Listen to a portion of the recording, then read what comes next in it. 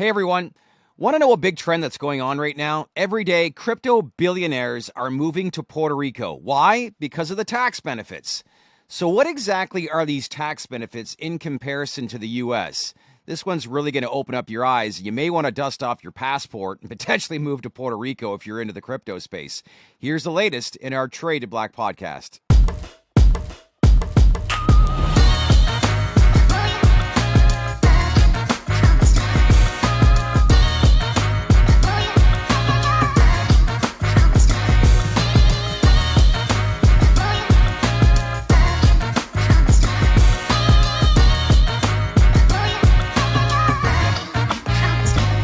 Hey everyone, welcome to this week's Trade to Black podcast, a division of TDR. I'm your host, Shad Dales. Before we get into this week's podcast, as usual, all views on the Trade to Black podcast and the guests on this podcast are purely opinion. You should not treat any opinions expressed by us or our guests as investment advice. The views on this podcast are solely intended to be informational and are not investment advice. Gents, welcome back. Anthony, how was your week, brother? It was good. It was good. Facebook, the reckoning finally came that we were talking about a couple weeks ago. I love to see them take a haircut of 25% off their market cap. And then, you saw Snapchat yesterday trade like a crypto. So, if anybody wants to talk about volatility, they need to start looking at traditional markets and take the onus off of crypto when we're talking about volatility. A 25% swing going into the close, followed by a 47% swing to the upside. The proof's right there. Just feeding them, huh? What was there? 250 billion lost in market cap in one day? Yep. For Facebook? Yep, there was. I think they're going to make a major acquisition here shortly in the Metaverse. Yeah. They're going to throw a Hail Mary and go and try and buy up a Metaverse platform. I think they have like 68 billion in cash. So, they're nothing short of resources. But I'm a little bit afraid for who they would acquire. I don't want any exposure to it because I think it's going to crater. You'll see the crypto audience like mass exodus if Facebook comes in and acquires one of these platforms. Ben, how are you, brother? Very well. Just echoing Anthony's statements, looking at the volatility in the market, Metaverse stocks collapsing, even social media stocks. Really, Spotify is taking it on the chin as well. Social justice things kind of hitting some of these stocks. I'm just a witness of it all. All the volatility in the market. Before we get into the usual verticals, why do you think the tech industry here in 2022 has been hit so hard? I think a lot of reasons. I think they're dealing with a regulatory paradigm shift. Apple came out and basically just stuck a fork in Facebook's advertising model, throttling it down greatly. Fake news, misinformation. The whole narrative around controlling the narrative has really affected social stocks and affected ad spends and content and everything. The whole Spotify thing I find ridiculous. If you don't like what Joe Rogan says, don't listen to him. You don't have to tune into his podcast, but this groupthink about we don't agree with you, so we're going to cancel you, needs to stop. Luckily, Whoopi Goldberg got her head handed to her, coming out and saying that the things that she said about the Holocaust after her coming full bore onto Joe Rogan. So, all of these far left talking heads are there's going to be a come to Jesus moment sooner or later where people are like, these people are not practicing what they preach. They're practicing what they want you to think. Per se, and I think it's come to roost, and it's showing in the tech stocks. That's especially never going social away. Media stocks. Oh, it's going to go away. I think it's going to fade out. It's going to be a trend. Not as far as the Spotify news, but just the way it's insane. It's not sustainable. It's not sustainable in society. That paradigm shift that we've encountered right now is not sustainable for anybody from a social perspective, from a business perspective. Agreed. It's fractured everything. And I think I really do think it's on the way out, especially when you look at like CNN now is starting to agree with like loose COVID regulations and like taking away masks and like back to people's liberties. Like once that narrative starts to roll over and everyone stops getting it just pounded into their head, it's probably going to dissipate to a greater degree moving forward. The funny thing about Joe Rogan is he's a classical liberal more than anything else. He's not like on the right or anything like that. He might be a centrist or more of a classical liberal. So the fact that he's being sanctioned and being hit by all these people, it's because they don't like the guests that he's being brought on. Yeah. It's not that he's opinionated, not that he's right wing, air quotes, or anything like that. They just don't like the message of the people who are that they're sanctioning on social media, that he's bringing them on, just asking questions. So it is kind of ridiculous. I mean, it's not beyond. Joe. It's beyond. It's not Rogan's opinions. It's who's Rogan's bringing on, and those people aren't in favor of the power structure. And yeah, these we're at the point. Yeah, I mean, we're literally at the point to where it's like, I don't agree with you, so you don't have a right to have a platform or say anything that doesn't align with my values, which is ridiculous. And what surprises me is that, and sorry, millennials, but sometimes it's just like this is the media landscape forever. And a guy like Neil Young, who's in his 60s, you'd think he'd understand this. It's not that he's spreading false information. He's bringing people on with an opinion, which is what the media industry is all about. Oh, the Neil Young thing was amazing. Spotify basically just said, you're not important enough to matter. Bye. You're off the platform. Good riddance. I wish that more companies would act like Spotify and stop pandering to these to these left. I don't even want to say left because it's just all encompassing. So it's almost as bad as what they're doing. But I mean, we need to stop pandering to them and really feeding into it and just take a stand and be like, look, this is free speech. It's the media. There's one point of view. There's another point of view. It doesn't matter if you agree with the point of view, but it's got the right to exist and it's got the right to be out there. As long as he's not saying vaccines are killing people or just straight misinformation that's not factual, then yeah, there's something wrong with that. But a professional, a medical professional's opinion who's got patents on mRNA and spike proteins and has decades of research and experience, you might not agree with what he says, but I mean, there's some validity to what the man's saying. They're sanctioning Peter McCullough, who's published, I think, over 600 times as a cardiologist. He's a professor at the University of Texas and all that. He's the most published person ever in his field. And they want to, they're trying to sanction him from having an opinion just because it's not for the prevailing opinion of, the government, the power structure. So, I think we need to get back to a free market of ideas in the media. Good ideas will win out. Period. So everything should be presented. If it's a good idea that's supported, that idea will win out. I mean, it doesn't mean you can say absolutely anything, but I think in the end, good ideas will gain popularity and win out. So that's the way it should be. Free market of ideas in the media, and that's not what we have right now. Well, that's a wrap for the week, gents. Forget investments. Let's pack our bags and head to Washington. Let's go. Yeah, we could talk for hours on that. Yeah, for sure. Yeah, exactly. Want to begin cannabis. Big acquisition this week. Verano continues to strengthen their position within the U.S. by buying Goodness Growth Holdings in an all-stock deal valued at $413 million, which ultimately gets Verano, obviously, into the state of New York. Anthony, if you're an investor of Verano, do you like this deal? Yeah, I mean, I like it. I like the exposure to New York. I don't like the fact that they had a record revenue day when it was announced. Stock shot up, and then it's like flailed in the wind since. I mean, that's just a sign of kind of like a bear market and the conditions that we're in. But I mean, Verano, like I've said many times, Verano is one of my top holdings. I added to Verano that day, and I mean, I'll continue to add to Verano. I like exposure to the New York market. The only thing that scares me is the black market in New York. You could argue is probably going to be harder to extinguish than the black market in California. All things considered, really? just because of the not because of the scale, but the degree of sophistication. Like, I've been to New York and you call someone or text an app and a guy shows up at your hotel or wherever you're at with a tackle box full of just anything and everything you could think of with branded products from a full spectrum of cannabis brands. It's cheaper than going to a store. And like New York, it's on demand and it comes to you. I don't think it's going to eclipse the legal market, but I do think that is going to be a very hard thing to taper down coming in. Also, they have really no solid guidance around the regulatory rollout in the state. So, I mean, I think it's a big question mark, but I mean, facts are facts. That market's going to be massive. Surprises me. I never really heard much about the black market in New York. You always hear California, but it's equally, you think, if not more. I mean, all the black market stuff from California goes to New York.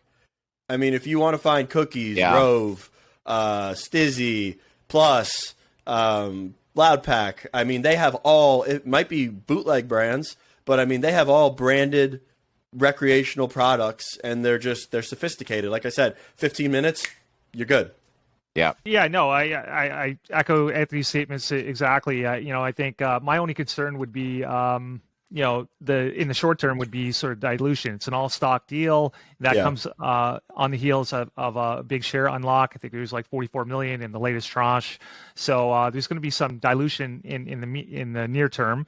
But overall, these companies on these mergers typically pay about 4 to 6 times EBITDA, and they're getting their return on investment. So I'm not sure how much they paid exactly and they valued that deal, but it's probably around that range. And that means over the long run, I think the return on investment is going to be very high for this sort of thing. And it gets them in New York, as Anthony said, which is going to be a high value market if they can get the illegal maneuvers under control. Yeah. Elsewhere, a darling in this space at one time, Ianthus, they announced that at the end of the week they closed an acquisition in New Jersey. Ben, what's your thoughts on this company? And is there any life to this company right now? Because they've been through hell and back. Yeah, Ianthus, I used to cover that quite a bit. They've sort of fallen off the radar with me a little bit since they've had those issues, and then their payments on the debt, they defaulted on that, and they sort of got into hard times. But it sounds like they're starting to put their books in order again. They're starting to rebuild, and this news is sort of the latest proof of that. So, I think they still have a future. It just, they had to change the leadership and get things under control. But things are looking a little bit better in the near term. Do you like the company moving forward? I agree with Ben. I mean, Ianthus is kind of like a sore spot for me. I invested in them quite early, and it was just gross negligence and mismanagement from the higher ups. And then the MPX acquisition was arguably overpriced, and then nothing really ever happened with that. But I mean, an acquisition in New Jersey. They just reported $50 million in revenue last quarter. They've still got Florida. They have assets that, I mean, whatever Gotham Green decides to do with them, it could be a profitable business or a spin out to one of the larger MSOs moving forward. I mean, Grow Healthy still sells a decent amount of cannabis in Florida, and it's kind of like an afterthought as far as everything Ianthus is concerned. Yeah, not to mention I think that's what the most logical play out of this is like along with MedMen, you can probably put those in the same category, that they'll probably be bought out eventually by one of the big MSOs, right? Because they have a bunch of the cash flow issues and stuff like that. They're struggling under debt payments and things like that. So I think they would be stronger if they partnered up with a Cureleaf, Trulieve, or whatever. If they can come to terms on what sort of price to pay for them, they still have really good assets, but they're probably stronger with a company with a much better balance sheet, I think, at this point. Yeah, I mean, I think there's going to be a massive consolidation of Florida assets. I mean, they would probably be smart to just combine MedMen and Grow Healthy in the state of Florida. Because, I mean, when you look at the MMTC numbers that come out every week, I mean, you've got Trulieve at the top. That's the 500-pound gorilla. The other usual suspects with Move, Liberty, or not Liberty, AYR, and then a couple of the other guys, and then it's just a drop-off. It's like these guys aren't even selling any cannabis in comparison to the top 5 or 6. Hadley Ford, he really damaged that company. They were looking. He couldn't show his face at a conference right now if he wanted to. No, a wolf. Him and Randy and Maslow were just completely gross negligent of running that entire organization. Yeah, it was just crazy to think that they were viewed as a big multi-state operator potentially at one time, and now it was the Goldman Sachs thing. It's the guy's from Goldman Sachs. He probably knows how to run a business. No, he fucked the entire business up, made a bunch of money, and then left the shareholders holding the bag. I was just going to say that, Anthony, that he came from Goldman Sachs, so he had that cred that people liked on the street and all that, and he was actually very charming. He was a really good interview, so he had both those things going for him, and he obtained a lot of trust. And the Goldman Sachs cred, of course, got had everybody believing that he knew that he was doing. He would be a good steward of capital, and it turned out to be the exact opposite. So, it's funny because you've got another guy from Goldman running Columbia Care, and he's done an amazing job. Yeah, all things considered with growing that company, and they're just going to get bigger and bigger and bigger as the Northeast comes online because they are positioned beautifully in all of those markets. Well, there was a lot of stuff that came out after he's let go, like rumor that he was actually fired from Goldman Sachs and barely actually had a career on Wall Street. So, of course, he told the story, that's for sure, and everybody played, to your point, Ben, that Goldman Sachs card. Elsewhere, the state of Mississippi became the 37th state to legalize medicinal cannabis this week. Long time coming, knowing back in November of 2020, the people of Mississippi voted in overwhelming support to legalize medicinal cannabis, only to have it shut down by the Supreme Court. One of the things I noticed this week, this bill just passed is actually one of more than 1,000 cannabis, psychedelic, and drug policy bills in state legislature and Congress this year alone. Obviously, overwhelming support amongst the people. What do the American people continually have to do to get the Dems to wake up and to see, obviously, like change within the federal landscape? Nothing. I think people have woken up. Yeah, the government here doesn't listen to the people, if you haven't noticed. They don't give a damn. They move when they want to move. They'll jam this stuff up until 10 years from now if they really wanted to. Yeah. They're not going to. I mean, they're going to have to move sooner or later, but until it's a hot button issue that they can actually extract votes from and start to rally their base, I mean, they don't give a shit what the people say. So it's just working from the inside out, though, right? Like it starts with the state legislatures. Even in psychedelics, Utah voted. Their state legislature voted to allow research of psychedelics and things like that. So you've seen a lot of state bills in the psychedelics field starting to move up too. And then this is the 37th state. So I mean, medicinal cannabis is in the plurality of states. I mean, there's only 13 more to go. So. It's moving. It just has to happen on the federal level. And, safe banking amendment has just been introduced. So we'll see if that gets any traction. But, it's happening. And the fact that it's happening in a state like Mississippi, like a deep red state, is also a very good sign that the walls are coming down. Yeah, I mean, I'm all for any and every state building out some sort of framework. I don't care if it's Mississippi, Arkansas, wherever. As long as they're making moves. They're making moves, but the last thing I want to hear is safe banking just start to come back as like the inflection point for this news cycle, because it's just going to lead to more disappointment, I think, moving forward in the short term. People slide off their chair when they hear about safe banking. It actually was added to the Mainline America Competes Act of 2022. So first off, what does this act represent, Ben? And why do you think safe banking was included in it? Well, it's being included because Representative Ed Perlmutter is basically committed himself to add safe banking to every mainline bill that comes before he leaves office in November, right? So this is, it's passed the House, 6 times, and he's just going to keep adding it until something happens. Of course, the latest time it was added or attempted to be added was the NDAA, and it got shut down in the conference process because of Schumer, Booker, powerful, Democratic Senate allies. So he's doing it again, and if it fails now, he's going to keep doing it. We need him. I personally think that stay. This is probably going to fail now, and the best bet is to leave it alone, just because Schumer is very adamant about adding social justice measures before any safe banking bill gets added, and I haven't seen that anything added to safe banking at this point. So I would say it's probably not going to pass. But we'll see. I mean, if it doesn't pass now, it's just going to be probably attempted again once Chuck Schumer goes for a CAOA Act, probably in maybe March or April. Yeah. I mean, if I had the money and the time, I would put together an audit of all of the social justice programs that are currently in market, and really just peel back the layer that shows who's actually owning those businesses. Because this whole social justice thing, it's moot. I mean, it's optics. I know guys in all of these states that game the social justice programs and the social equity programs. It's all rich white guys that just have minorities and have people that meet the criteria as the face of the business. They might own 8 to 10% of the company, and then they're just bankrolling the businesses. It's complete bullshit. And I mean, someone needs to really put together a study or an audit of what social justice means and what social equity means in the system versus just taking incarcerated people out of jail. I mean, sure, do that, but don't call it social equity. I mean, the social equity programs in California, Illinois, and the alike are a ruse. But don't you think too many people are too scared to do that, to actually stand out and put their neck on the line?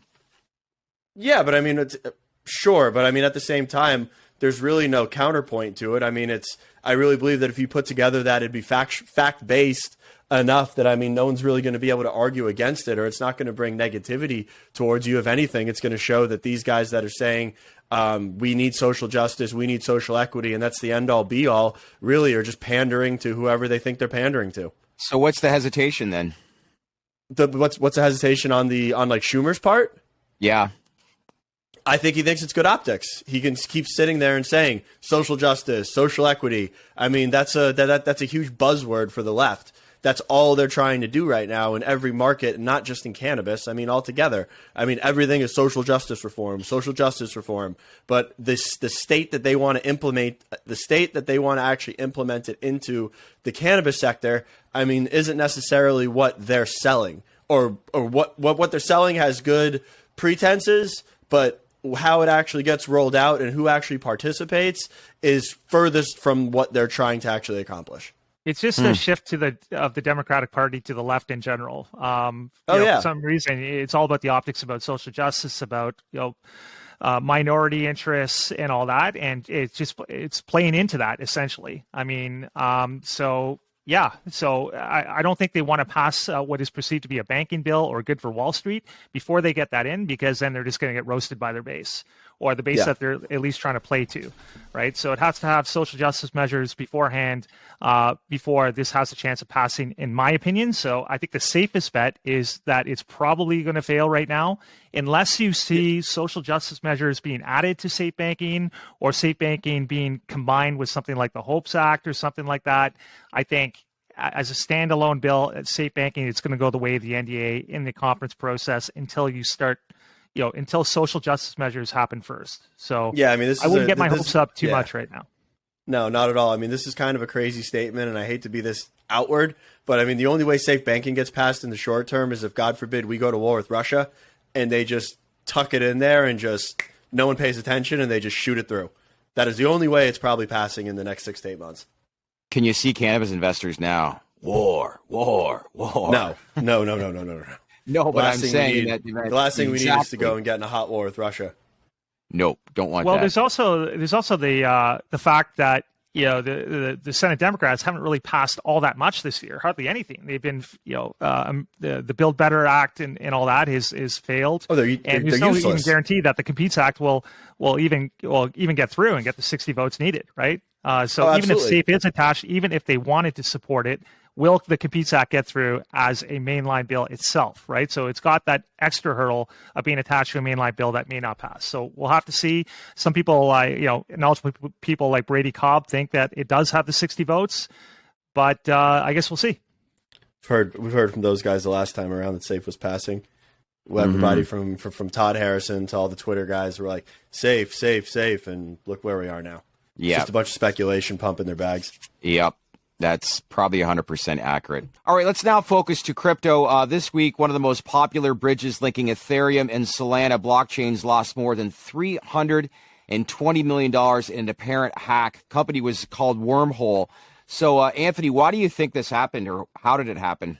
I mean, it's kind of, I don't want to say it's kind of sobering, to say the least, that kind of money was actually sucked out of the system in a vulnerability from a cross-chain bridge, which means that there's essentially a piece of middleware that's connecting Ethereum and Solana and allowing you to bridge currency over into the other ecosystem. And Vitalik, the founder of Ethereum, actually came out and said a couple days before that the future of blockchains is not cross-chain bridges, as they do have vulnerabilities. And then this happened.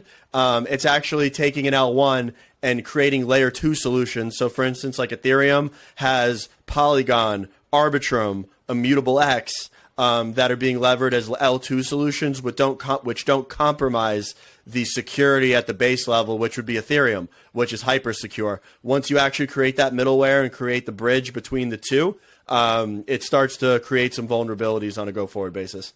So translate into me, like, what kind of threat does this possess for certain investors in the space when stuff like this does happen? I don't think it's a threat to current investors. I mean, I think it's mostly a function of be smart with your money, be smart with the ecosystems that you're using, be smart with where you're connecting your wallet. And I mean, you don't need to use cross-chain bridges. You can use the respective currencies and transfer them into certain wallets. For instance, I've got a Phantom wallet that I leverage for Solana. I've got a MetaMask that I use for everything that's Ethereum based. I have an AVAX wallet. I'm not sitting there just bridging stuff all the time, which I mean, it is a function of business like a lot of people do. But I mean, that cross-chain ecosystem really is risky to be using as shown by this vulnerability. Elsewhere, this week I'm on the phone with a contact from Puerto Rico, and he was telling me that the country is being flooded right now with crypto billionaires everywhere. Billionaires, obviously for tax benefits. So what exactly are the tax benefits in Puerto Rico that's flocking so many people there right now? Yeah, so I mean, there's a loophole that the IRS came up with that Puerto Rico endorsed, that if you live there for six months and 1 day out of the year, you can actually leverage their tax their tax infrastructure, which is essentially a 0% effective rate on capital gains. Now, what a lot of people don't realize is you can leverage this loophole, you can live there, but you are going to get audited.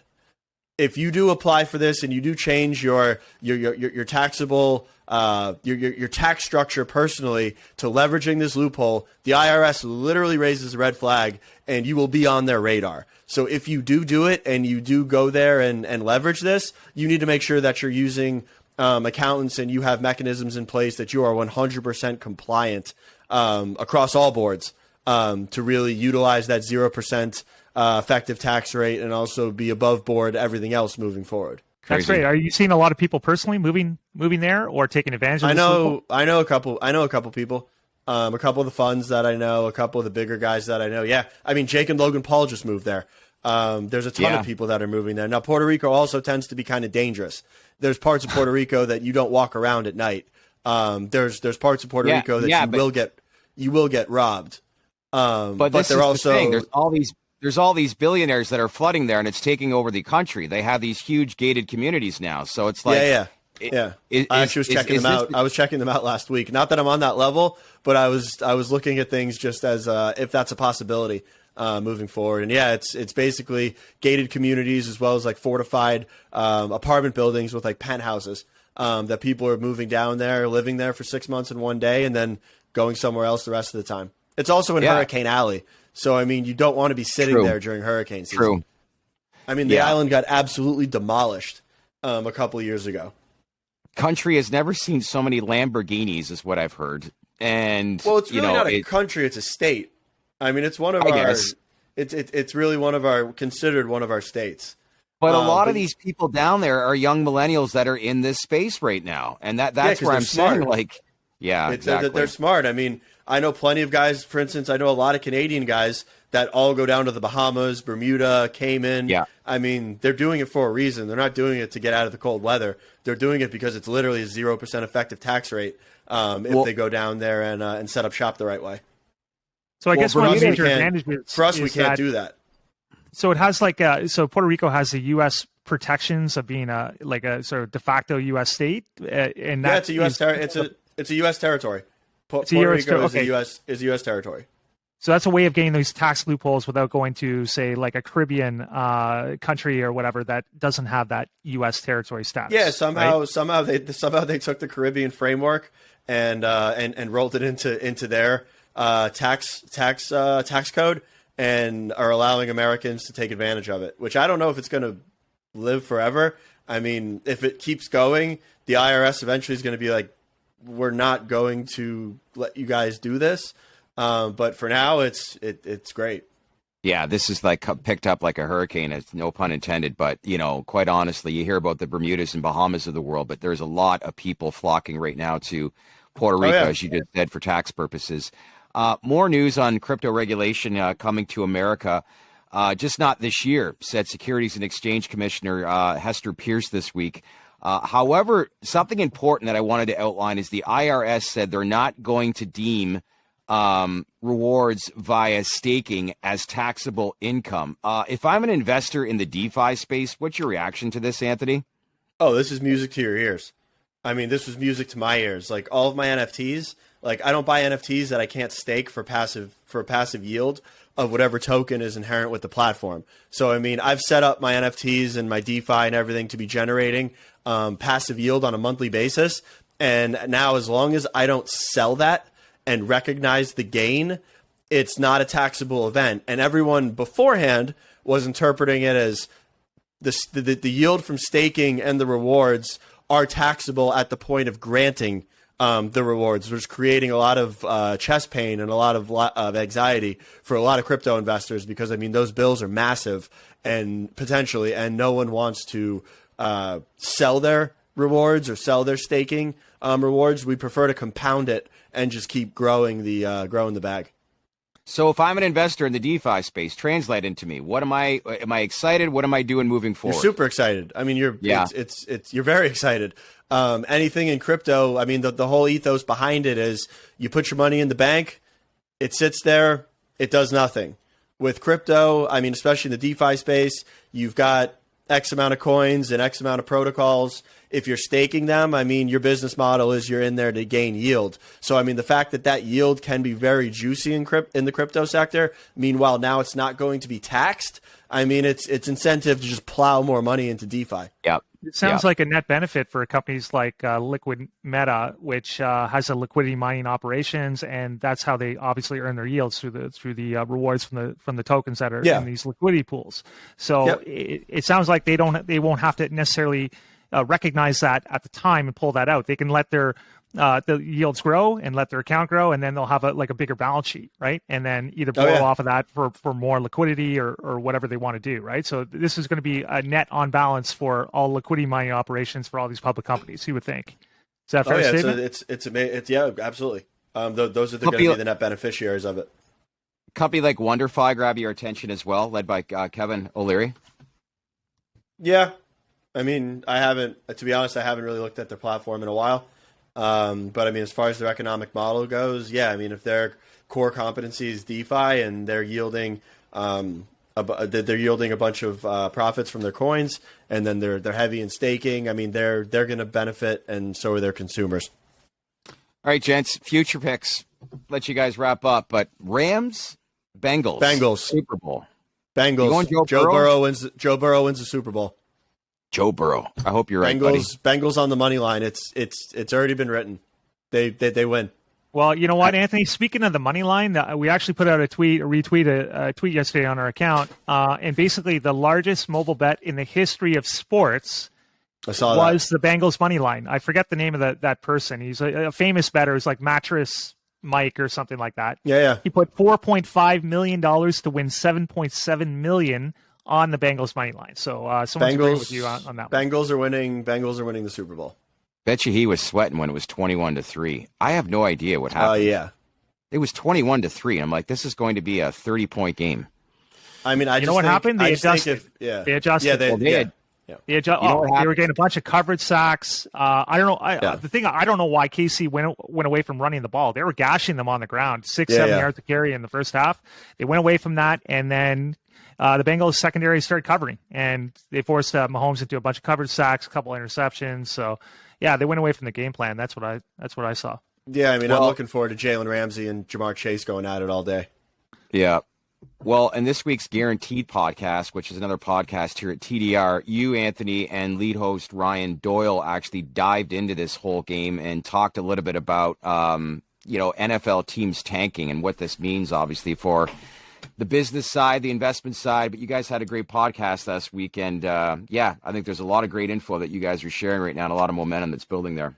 Yeah, it's great. The Miami Dolphins just continue to be the laughingstock of the NFL. It's just keeping up with tradition. Yeah, that's a topic I don't want to dive into. But anyway, before we go, what's up with the Dolphins? Right? I don't know if you remember a couple years ago, you had that lineman coach do like a line. What's up with the Dolphins? I mean, look at the past 20 years. We passed on Drew Brees. We passed on Baker Mayfield. We took Brady Quinn over, I forget, whoever was what was the other. Yeah, the Dolphins are a mess. We trade up and give away our draft to go to the number 2 pick to take Deion Jordan, who's supposed to be the next great defensive end out of Oregon. The guy lasts a year and a half. Like we can't draft, we can't manage. Like the Dolphins are the Dolphins. Like they're just a mess. Missing out on Baker Mayfield's. I wouldn't lose any sleep over that. But anyway, no. But I mean, we had Ryan Tannehill. Yeah, Dan Marino for a long time. Be grateful. Did that equate in any wins or deep playoff runs? No. Yeah. I mean, Danny's the man, but at the same time, like if it doesn't equate into hardware, it's useless.